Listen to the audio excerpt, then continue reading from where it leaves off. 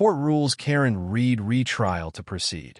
Karen Read's appeal to Massachusetts Supreme Judicial Court was revealed to have failed on Tuesday, as the court found she could be retried for the charges involving the death of boyfriend John O'Keefe in January of 2022. Retrial for the charges of second-degree murder, motor vehicle manslaughter while driving under the influence, and leaving the scene of a collision causing death ended in a hung jury last year. Shortly after the non-verdict, Read's defense released what they said was evidence that the jury had acquitted Read of the second-degree murder charge and leaving the scene of a personal injury or death charge in deliberations that were then not announced to the court. The mistrial was granted after the jury in the case said that they were hopelessly deadlocked multiple times and offered no partial verdict to the court. While the defense initially agreed with the mistrial and offered no objection, they later claimed that members of the jury approached them with various scenarios where Read was found innocent in deliberations, prompting their objection to her retrial.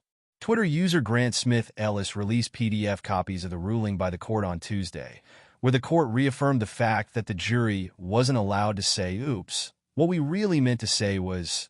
The court addressed the idea that the mistrial was a result of some sort of clerical error directly, stating, "Here, there is no suggestion that the jury's failure to return a verdict was the result of a clerical error."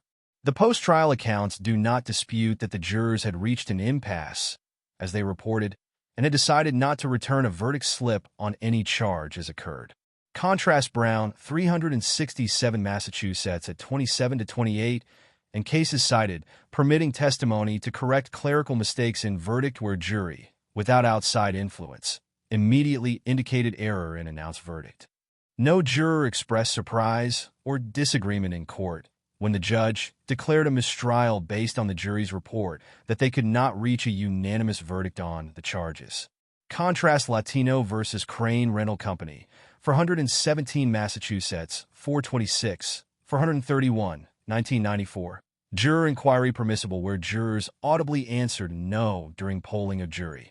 Continuing, the court also ruled that Judge Beverly Cannoni did not err by denying the defense's inquiry, concluding, the trial judge did not err or abuse her discretion in denying the defendant's request for such an inquiry where it would not change the outcome of the defendant's first trial. The jury chose to report a deadlock, not a verdict, and no basis exists for further investigation into private discussions or subjective beliefs they declined to announce publicly in open court.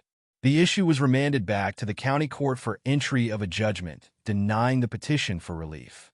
Karen Read's second trial for the murder of John O'Keefe is due to begin on April 1, 2025.